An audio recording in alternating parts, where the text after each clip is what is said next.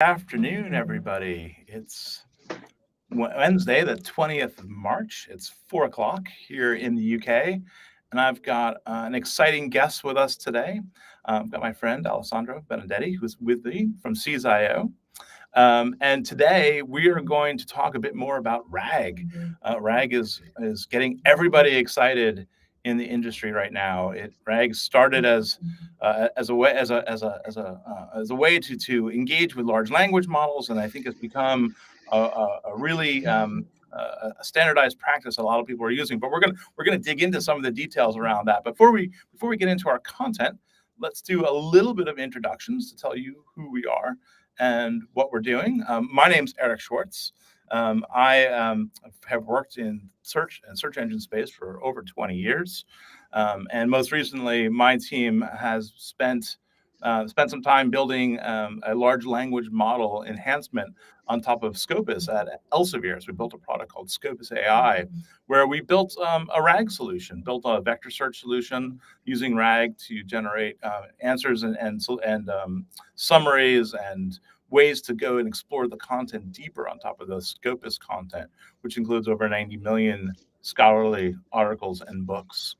Before I was at Elsevier, I worked for Comcast, the large cable provider in the United States, where my team ran the search and recommendations platform at extreme scale. We built a solution that allowed you to interface with a remote control and use the remote control, the digits on the remote control to do a predictive cell phone lookup and to engage with the search engine and find videos and find personalities and movies and things that you wanted to watch on TV. This is an extreme scale with over 1 billion requests a day. And before that, I've worked at a number of search engine vendors. So I've been in the search space and building digital libraries for a long time. So today I've got Alessandro, the director of CSIO, here with me. And Alessandro, let me hand it over to you for a minute and do a quick introduction. Good. So welcome, everybody. My name is Alessandro Benedetti, and I'm CIS Director and Apache Lucene and Solar committer and PMC member. I've been working in the field of search, information retrieval, and artificial intelligence for the last 15 years. And I also actually did my master thesis on similar topics. I'm quite passionate about search. I'm passionate about integrating search with machine learning and artificial intelligence techniques to improve the user experience. And in the last 7 years and counting, I've been directing CIS, my company. We are a small team of specialists working with open source search technologies and artificial intelligence techniques. We've been working in many different projects across many different aspects of search, from mini features such as auto-completion, spell checking, and improvement of such features to like deep projects involving integration with machine learning to re-rank results and potentially expand the user query, personalization, search quality evaluation. We've been doing a lot of work in educating clients in measuring search engines, especially because if you want to improve your search experience, you want to measure it in the first place. Recently, we've been involved in many training around large language modeling and retrieval augmented generation, and we've built various proof of concepts in the last year to experiment with this approach. And this proved quite useful to understand like the limitations, the interesting and promising aspects, but also the negatives. So that's me. Amazing, super cool. Thank you, Alessandro, for that background. So the first question that pops into my head is, as we think about getting into the topic of RAG and measurement, how does, from your perspective, how does measurement change when we think about introducing AI into the pipeline and into the search experience? So what I would like to do is probably let's just spend 1 minute to give like a very quick explanation of what retrieval augmented generation is, just to let the audience fully familiar with it. So retrieval augmented generation means that you retrieve a set of documents in answer to an information need, and then you use these documents, these search results as a context for a large language model to generate a response. So there are various steps involved. in this process. So the first step is retrieval. So the first step, measurement, won't change much. So the first step is you can disconnect it from the pipeline and evaluate the quality of the search results. Pretty much based on ratings, potentially based on your judges, on implicit ratings extracted from user interactions, classic search quality evaluation that hopefully many of you from the audience currently do for their search engine. What happens with the generation part? So the generation part, of course, is much more challenging because it's literally just natural language. So we get back from the large language model a tentative response aggregating information from different sources and potentially citations. So how does evaluation change with the introduction of the augmented generation? I would say that the first part, the retrieval part, will still be relevant. So you want to assess first the retrieved documents and the retrieved search results, how good they are. And potentially you can, the only change I would see in that part is the fact that potentially you can use large language models to help you creating these ratings. So what happened so far was there were pretty much a binary choice. So you could use your expert judges, so literally humans, and you were asking them, given this query and this document, what would be the rating for that document and query, or implicit, so leveraging user interactions, potentially clicks, time spent on a certain search result, sales, add to carts, and whatever kind of interaction, downloads, whatever is in your search platform.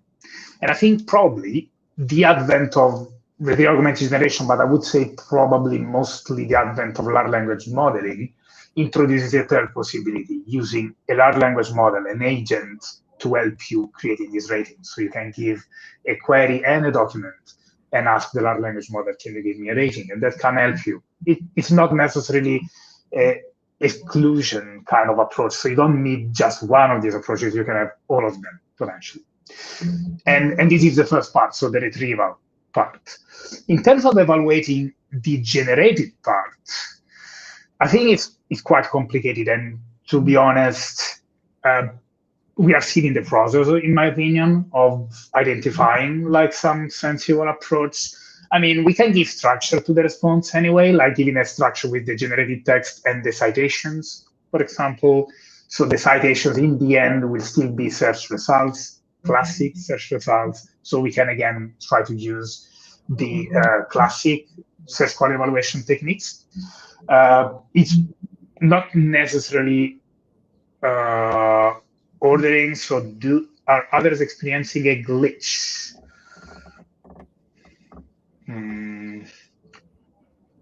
Is it like an audio problem, Eric? Do you? It could. I've seen it sometimes. Sometimes an individual client will have a glitch, but it's usually good for everybody. So I say I think we keep going. If they're still experiencing a glitch, it's definitely going to get recorded. So the whole stream will be up there. Perfect. So okay, I don't know. Maybe if you're having a glitch, you can restart the stream and it'll replay. So okay. So maybe I don't know. Maybe you can try, Eric, to seems resolved. I don't know. Maybe you can mute yourself. Maybe we can mute ourselves when we don't speak. I don't know if that's the time. Anyway, let me continue. You can hear me properly, right, Eric? I can continue. I can hear you. Okay, no problem. Perfect. So I was saying the citations. So the citations are going to be search results. So we can apply pretty much the same techniques. We can consider the order as the citation order, but it's not anymore probably at the ranking that important in citations because they will be part of the generated answer, not necessarily in the relevance order. They will be picked from the search results from the top K we retrieved in the first stage to generate the answers. So we can even get just 3 citations out of the top 10, but we can use like techniques that won't take into account the positioning, like even just precision, for example, of your citations to additionally understand if the generated answer is good. And that's what comes to my mind like quickly in terms of the generated text. The generated text is the fuel, right? Because it's pretty much natural language. So I suspect the first stage would involve humans evaluating it, and potentially we could use like some adversarial large language model to try to understand if what generated is good or not. But I think it's still an open challenge, and of course, an area I would love to explore more. I jumped into evaluation quickly, and thank you for giving us a quick grounding on what RAG is and making sure that all of our listeners and audience are familiar with the term. It's been used so frequently that I almost assume that everyone knows what RAG is, but it's always good to reiterate that we do speak about retrieval augmented generation when we talk about RAG. But the reason that the question about evaluation popped into my head is, first and foremost, I was with a customer yesterday, and we spent a bunch of time thinking about evaluation. And I love the way you tease apart the retrieval part, which we can still use classic methodologies to evaluate quality, but we have this generated part now, which comes from a large language model, which can be non-deterministic. We don't know. We can ask the same question over and over and get slightly different responses. And so we need a different way. I think we need a different way to think about what is good or what is good quality. And the topic that came up yesterday that I wanted to get your thoughts on and your feedback on is we now maybe we have to start thinking about these systems and evaluating the systems the way we might evaluate an employee or a colleague. Are they doing a good job? Right? Are they doing an acceptable job at the task we've given them? But we don't have a gold standard for how we measure that. We can't. How do we automate that? How do we create systems that can validate their job, the job that they're doing? And that makes perfect sense as a discussion topic, because what we've been seeing actually, I mean, all the generated part kind of feedback, it doesn't really only involve retrieval augmented generation, right? Any kind of generation. So we've been seeing large language models used to generate text in general, right? Just to respond to a prompt, images to respond to a prompt. We will see soon videos with Sora from OpenAI, for example, generating, very complex videos responding to a prompt. So what happens at training time is effectively using a reward model to re-rank potentially and to evaluate the ranking of different responses, because as you said, is not deterministic. So you can ask like for the same prompt twice and you will get slightly different responses. And doing this manually or through like human feedback, of course, can be valuable.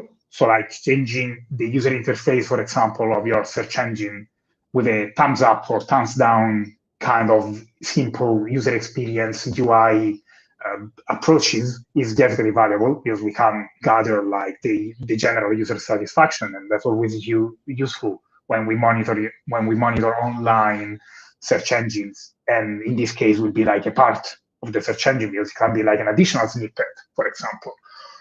Or just the only response. We don't know. It depends on the application.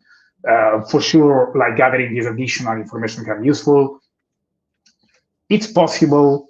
Of course, it takes time to use, like potentially to ask judges to give a rating and ranking to different responses for the same prompt, and then train a reward model similar to the one used, for example, at training time.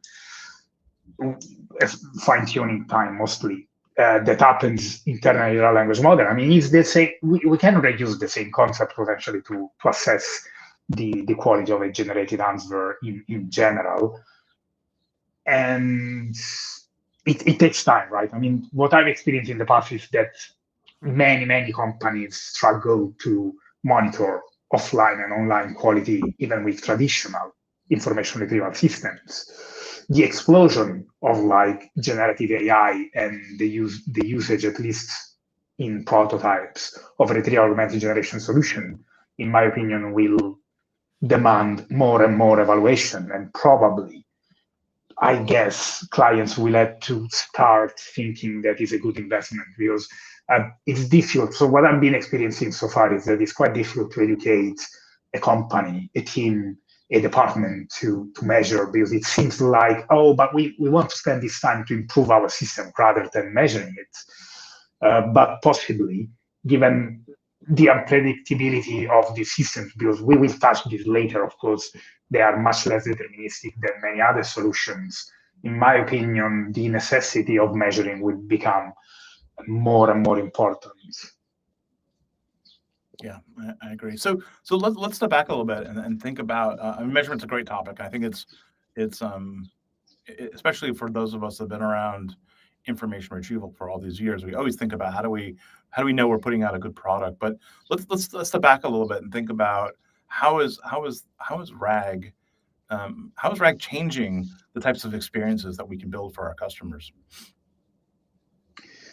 And I think this has been like literally groundbreaking. I would say something, I mean, generally unthinkable before like the kind of ChatGPT explosion, let's call it, because having like a natural language response that summarizes so well like different search results and in a very natural way. So you have like even almost close to human kind of performance. That was literally a super difficult project before, as I said, like November 2022.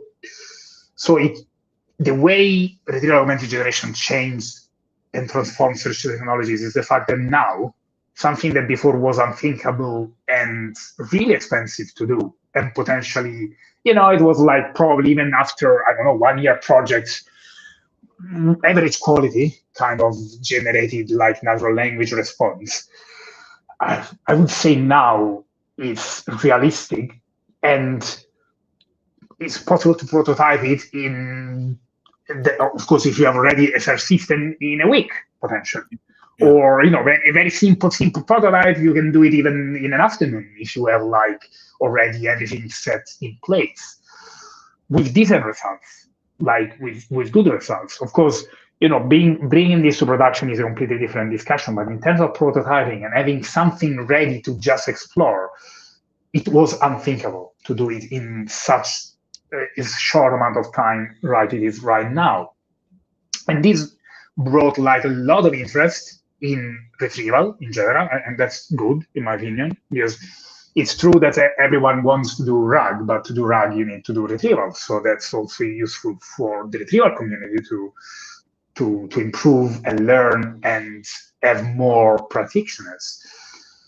So the way it enhances, of course, in my opinion, is incremental anyway. So you will get you have an additional possibility now. So you have like building like a snippet, for example, on top of your search results.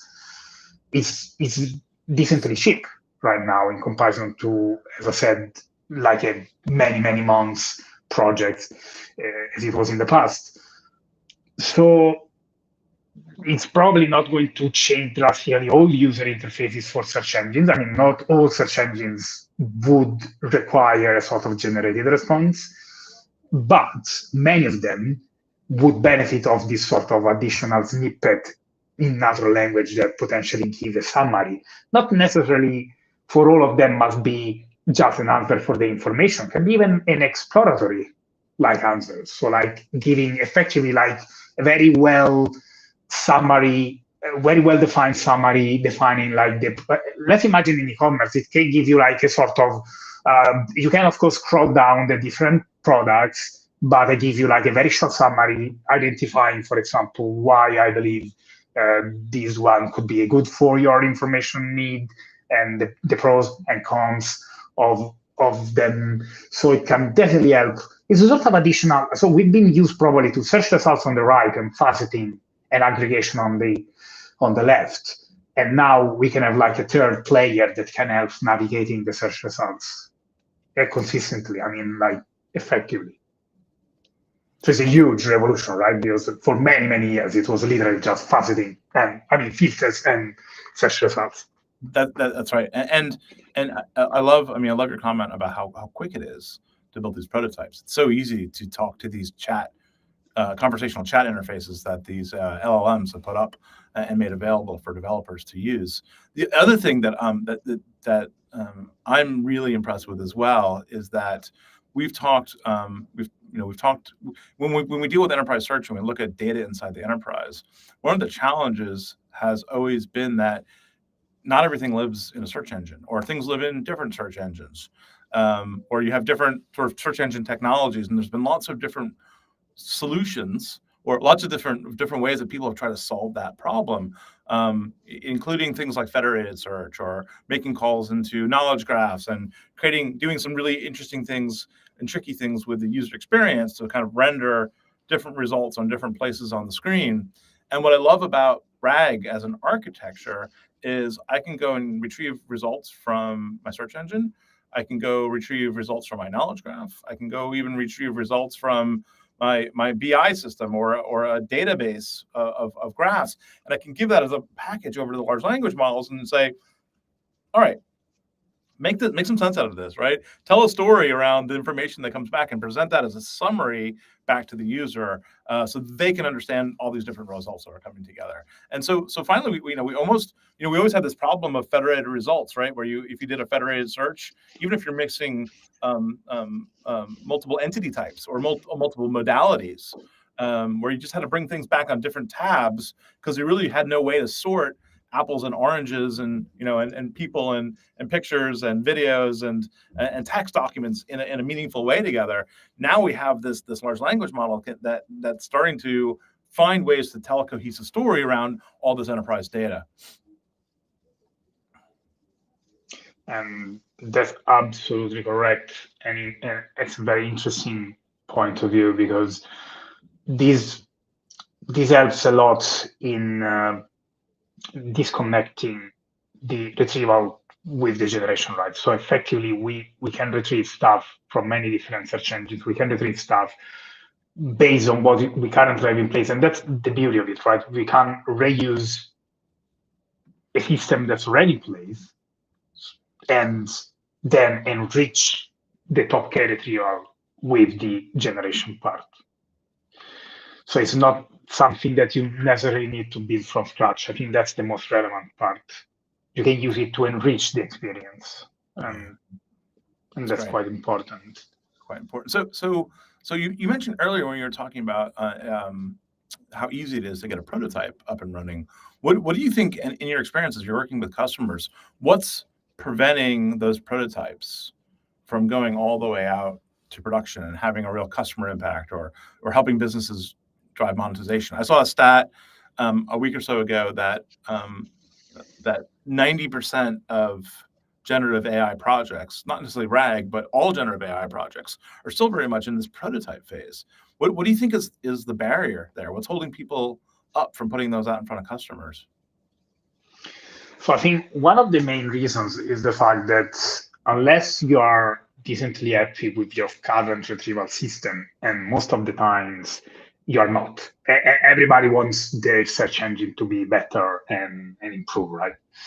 So if you are in the situation that you are decently happy with your current search system, then moving to this additional step as a sort of additional feature, in my opinion, is a good idea. What I've seen that most of the time, many different players want to replace their previous search with retrieval augmented generation, and that of course is a great challenge, right? Because if you just want to add an additional snippet, like an experimental additional snippet with the generated answer, you can tolerate that the initial production quality is not up to the best standard as possible, right? Because what I've seen so far is that the main barrier is the evaluating it offline to be healthy enough to then move it to production.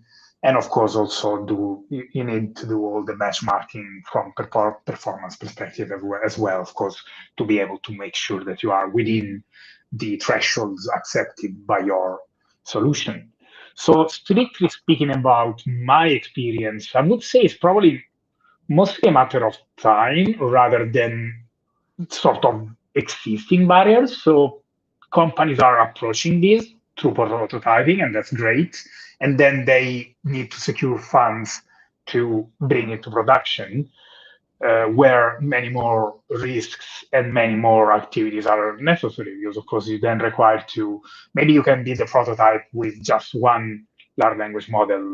You may pay OpenAI, whatever latest model is available, quickly just to prototype something. You don't really care that much about the model, but then if you want to bring it to production, at that point you want to do like a proper assessment. So you want to evaluate different proprietary models, evaluate different open source or open models, evaluate different approaches in terms of like how do we interact with such models. Do we use like on-premise APIs for doing the prompting and the inference part, or we use an external service, or sort of like middle way, so some of it from your own premises, and for example calculating embeddings, and then for prompting use an external commercial service. So there are many other factors involved. So in my experience, it's not that much about like we are not happy with the prototypes, which may happen anyway, because of course it's not necessarily a silver bullet. So you don't really get every time perfect results. There are, and we will talk about it, especially for the retrieval part, it's still a challenge, of course, it's not solved.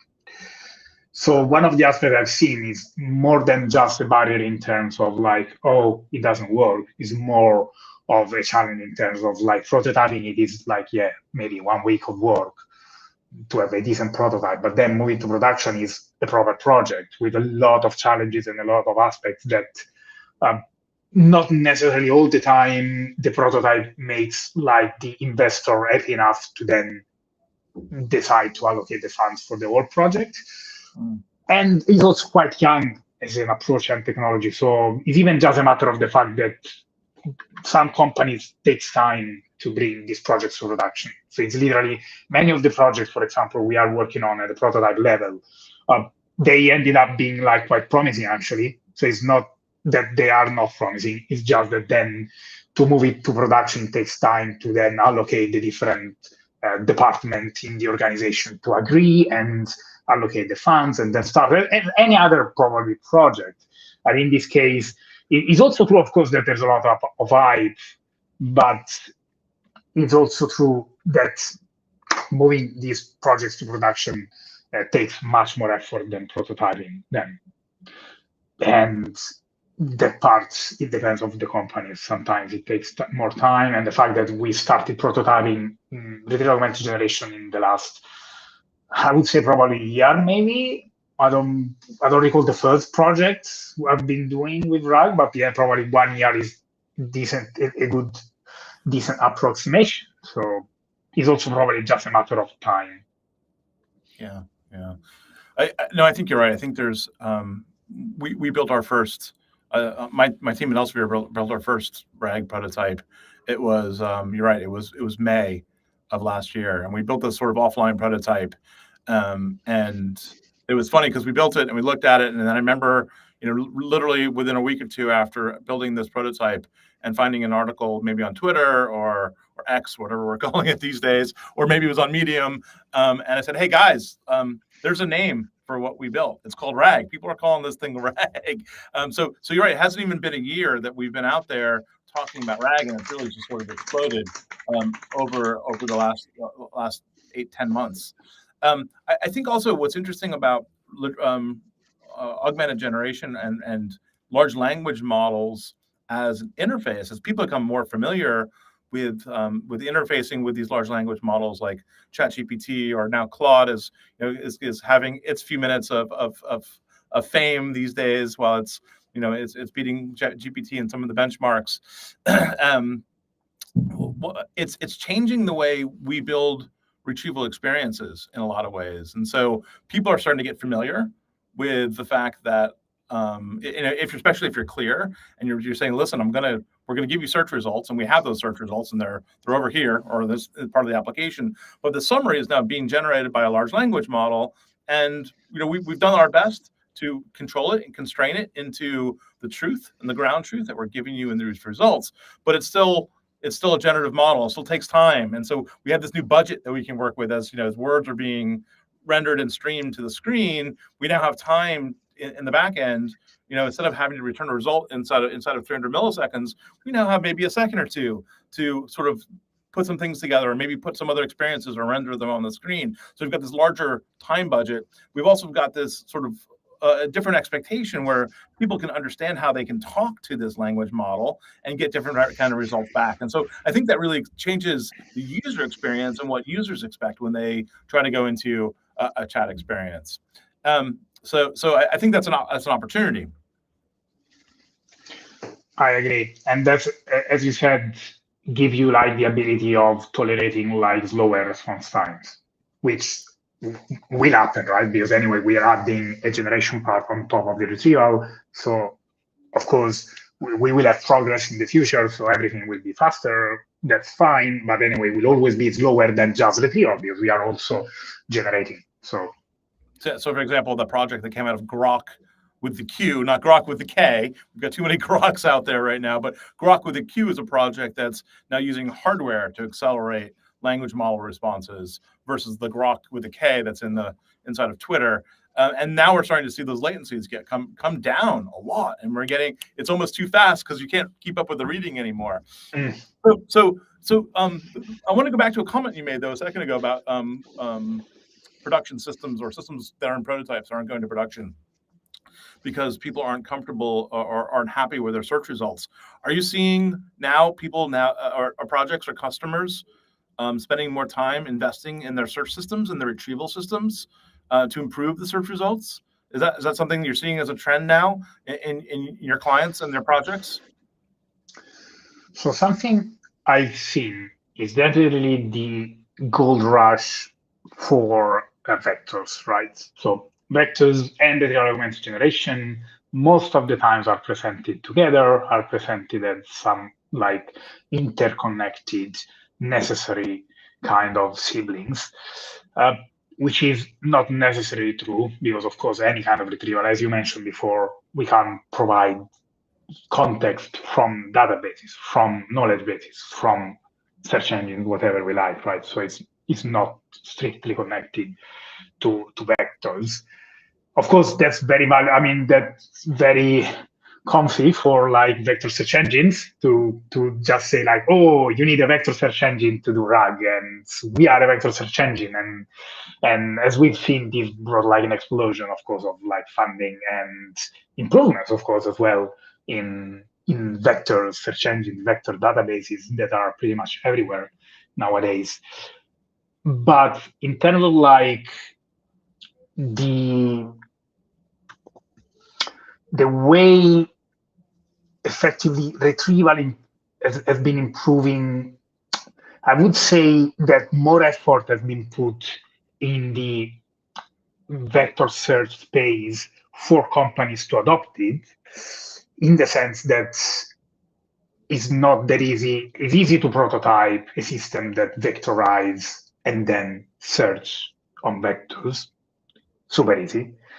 But identifying the right way of modeling documents before the encoding to vectors, and I refer to chunking approaches, for example, to split your documents in paragraphs, or, of course, different way of structuring the metadata in the way that we encode some of the metadata to vectors rather than only one metadata to vectors. So these proved to be a necessary additional step. So I've seen like a lot of additional effort in trying to do this pre-processing. So try to potentially like split your paragraphs in a way that they keep a sort of semantic, in a sense that we try to split sentences in a nice way that then the embeddings are calculated and are able to represent the semantic. Much more energy spent in identifying the right kind of vector embedding models or sentence similarity models. And then, of course, some extra care in deciding like what kind of technology to use for doing the vector search. But in general, I mean, I would say probably that it's not necessarily I've seen a lot of effort in improving search as a whole. I've seen a lot of effort in bringing this new search that is advertised is advertised as better, but also in this case, easy to prototype, but difficult to master and explain and bring to production. And many companies wanted to do RAG with vectors behind the scenes, so I had to effectively work a little bit on a vector search implementation for their use cases. So spending time in understanding a little bit better what vectors means, what the type of pre-processing is necessary, and on and on and on. And that's something I've seen, because I've seen a lot of prototypes failing with vector search. Just, we take the full document, we encode it using, I don't know, whatever embedding model I find nicely on Hugging Face, push the vectors on a vector search engine, try a couple of queries, amazing. And then when I actually start trying hundreds of queries, oh my God, it's terrible, it doesn't work, I can't explain why this document is there and there. So this sort of failing prototypes highlighted the necessity of additional care necessary. Yeah.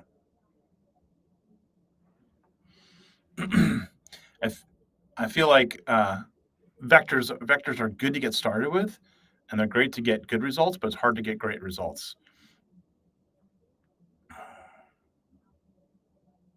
Oops, Alessandro, I wonder if I lost you or not. All right, there's a question that came in here from a user on the evaluation topic. And hopefully we can get Alessandro to reconnect here in just a second. And hopefully it's just not my end that we've lost frozen. But there's a question here about, can you talk about evaluating across an ongoing chat, which is an interesting topic. Oops. No, I think I've lost Alessandro. Hopefully he can join back in. The concept here about evaluating across an ongoing chat is actually a very interesting one. Oh, there we go. He's back. Can you hear me, Eric? Yeah, because I can hear you now. I was hearing everything. I don't know why I was not able to interact. So I was hearing you. Anyway. Oh, that's really strange. It froze for just a second. I had your picture froze, and then, well, you're back. So here's a question that I brought up that I was just going to start to look at.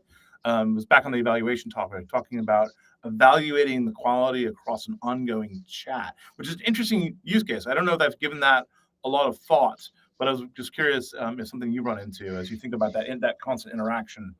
Because most of our RAG systems, at least most of the RAG systems that I'm seeing, we haven't gotten to the level of sophistication where you're seeing like an ongoing conversation with data. It's more of a zero shot. Like if someone asks a question, they get a response back, and we're not really maintaining that. I haven't seen a lot of systems maintain that history or build a refinement over time just yet.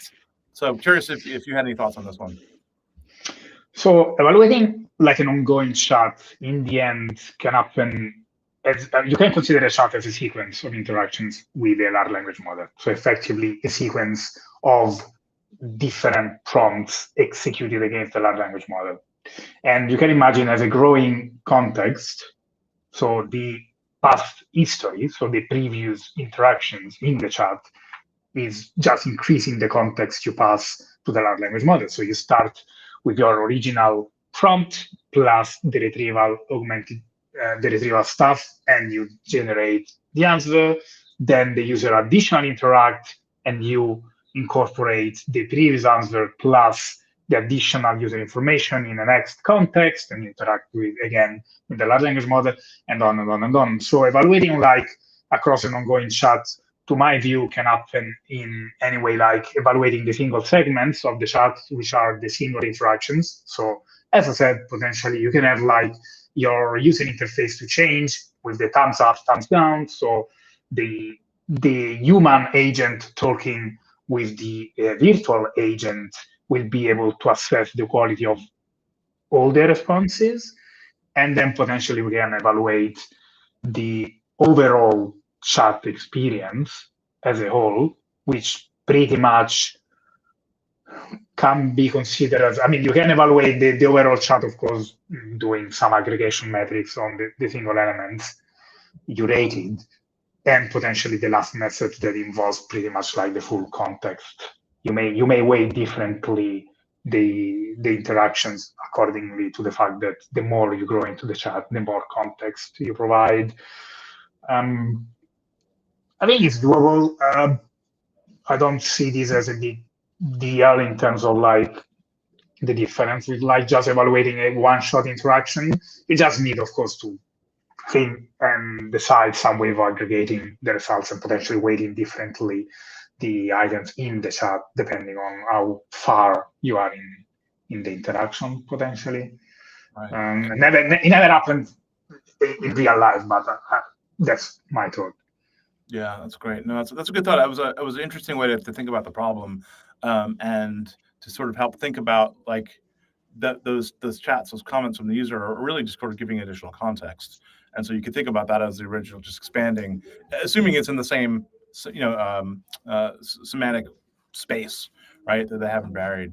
So cool. So going over to, we started talking before that we had that little glitch about vector search and vectors, and how some people have thrown their content into a vector, and sometimes it works. You get a couple of good results, and then you start to get really bad results because you're not really thinking about your chunking strategies. You're not really thinking about how to organize your content in a meaningful way. You just had a small prototype. What sort of techniques or advice are you giving to users as they think about building their vectors and as they start to encode that content? So my first suggestion would be to spend a decent amount of time in researching the model to use for vector embeddings.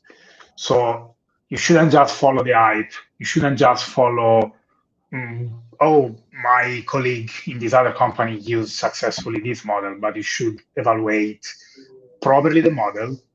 If possible, investigate the data that was used to train the model and fine-tune the model, and try to assess among the different models you have available that are compatible, of course, also in terms of licensing with your domain, with your use case, the one that is, first of all, as close as possible to your data, right? Because that's an important part. I've seen many proof of concepts failing with vector search because there was not much time dedicated to investigate the right model. So my first recommendation is, don't just get one model randomly or on hype or based on popularity. Spend some time, a proper couple of weeks, whatever is the time you can allocate to this investigation, and identify a good candidate model, potentially more than one, because it is helpful sometimes to identify more than one model, and then in parallel set up the proof of concepts and compare them. That proves really valuable, something we've done in the past, but not necessarily is enough, because the second part is the model supposed to work with the length of text you want the model to work. So potentially the model you end up with operates well on short sentences or average sentences. So you will have at that point to work on the chunking strategies in the way that you're able to provide chunks of text that are good enough for the embedder model. And then how would you combine different like segments, so different paragraphs, for example, because of course, then in the end, you may want to return a document and not just a paragraph. With retrieval augmented generation, that's slightly easier because sometimes you're okay with paragraphs. You don't really care much about the full document because you're generating an answer. So you may be okay with just paragraphs and you don't even care in aggregating them back to documents. You may just want a reference to the parent ID just for the citation part. But potentially you don't need to aggregate them. That's really a second part. So don't underestimate the fact that depending on the length of the text, the nature of the text you provide to the model, they will behave always nicely. So it's necessary to align what the model was trained and fine-tuned for with the usage. So what I've seen many times And anyway, the explainability is still difficult for this kind of model. So even if you choose like the right model, you choose like the perfect chunking, you may end up with something that's not good enough for your domain. You may need require some fine tuning, for example, of the embedding model to work generally good across your queries. So my third recommendation is evaluate. Uh, don't go to production just because you tested like 5, 6 queries manually and you're happy with them, because you may get burned by hundreds of queries, your long tail, your potentially your most important queries that you didn't check, because it's much less predictable right now and to work on with vectors than it is with lexical features such as terms and fields. Yeah. One question about the models: do you see most people or most customers are taking models off the shelf, like a Hugging Face model, or downloading from OpenAI and using that off the shelf, or are you starting to see now an uptake of fine tuning or even retraining of models? I would say 90% of the times what I've seen is taking models out of the shelf. So literally from Hugging Face, as I said, hopefully spend a decent amount of time in comparing them and analyzing the card and the white paper potentially and everything. Fine tuning has been, I've never seen actually one of my clients. I mean, we are discussing with some of them, but so far we have not done any fine tuning. I've seen in some scenarios clients going with their own models. So some of big corporations that may have the capacity and the dedicated AI teams internally, machine learning teams internally, they may opt to train their own model. I've seen some of it, but as I said, it's more percentage. Yeah.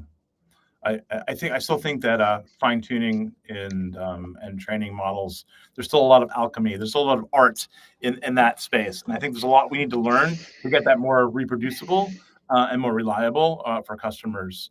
The other thing that we're seeing too is that this has always been the fallacy of enterprise search, is that inside your own repository, inside your own your content, there's just not enough content there to actually train a model. If you think about the corpus of information that these models are trained on, they're trained on millions and millions of documents, and most data sets inside of an organization are tens of thousands or hundreds of thousands, and so it's just not enough to actually get a meaningful response. And so one of the things that I think we're starting to see as an opportunity for the enterprise to start to build and really fine tune for these use cases where there isn't semantic understanding around the words or terms or particular vernacular that's being used, is the use of synthetic data to help generate training sets to then train and fine tune models. I agree. So, all right, well, very cool. We've amazingly, it feels like we just started, but we've gone for almost 50 minutes now. And so I'll open it up to see if there's any questions from anyone that's out there. But as we're getting any final questions from people that are listening in LinkedIn, or hopefully playing this in the background while they're getting work done at their desks, what's our takeaway here? Is this hype?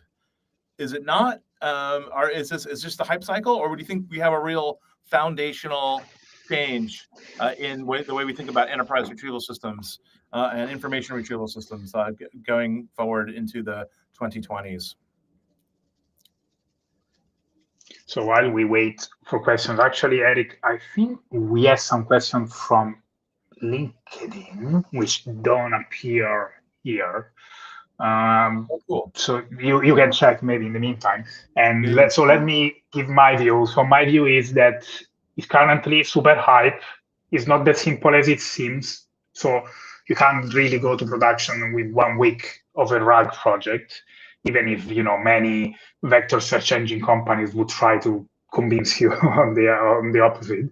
You don't really need only vectors to solve the real augmented generation. You actually need many more different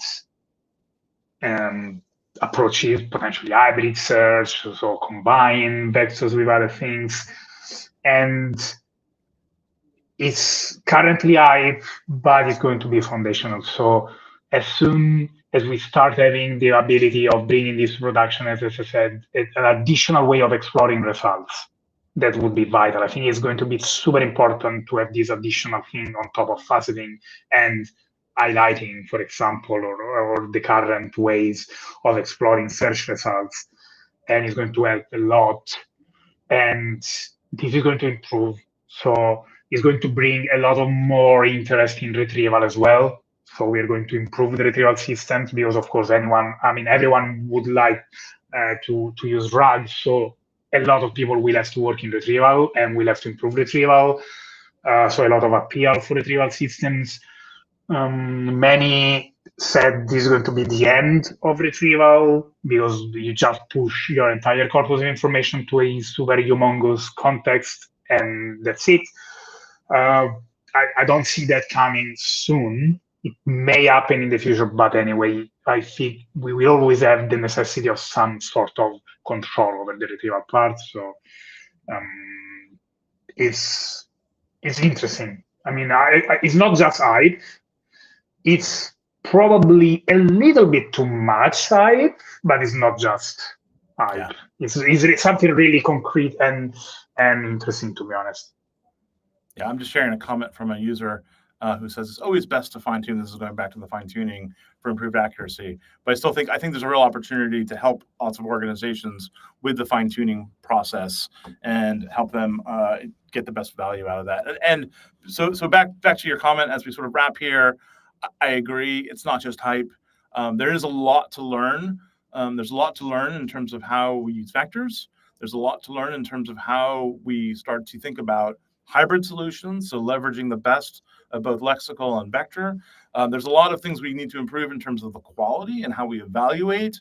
There's a lot of things we can improve in terms of the speed and the performance, but I think all these things are great trade-offs, and they're not at a place where we can't launch solutions to our customers because we're starting to now bring together really rich and detailed messages and detailed experiences that people can really internalize and get a lot of value out of. So great. I think this was a fantastic conversation. Alessandro, thank you so much for joining me today. It was always a pleasure. I love getting your insights on how are actually working and how what we're seeing from real customers. And I know our audience loves to hear these conversations. So please feel free to those that are still listening, connect with us. Reach out on Twitter, reach out on LinkedIn. Let's start a conversation. Let us know what's working for you. Let's know what's not working, and let us know where you think we need help. I think evaluation frameworks, is a big one that we're starting to see some maturity around, but it's still very early days in terms of how do we evaluate not the retrieval side but the generative side. Yeah, I think let's end it on that note. Any final thoughts from you? I'm good. All right, just perfect. Want to just mention there's no silver bullet. RAG is not a silver bullet, but it's a very promising solution. Right, I agree. Great thought. Okay, thanks, Alessandro. We'll talk to you soon. I will see you around. And thanks everyone for joining us. It was great to have you with us today.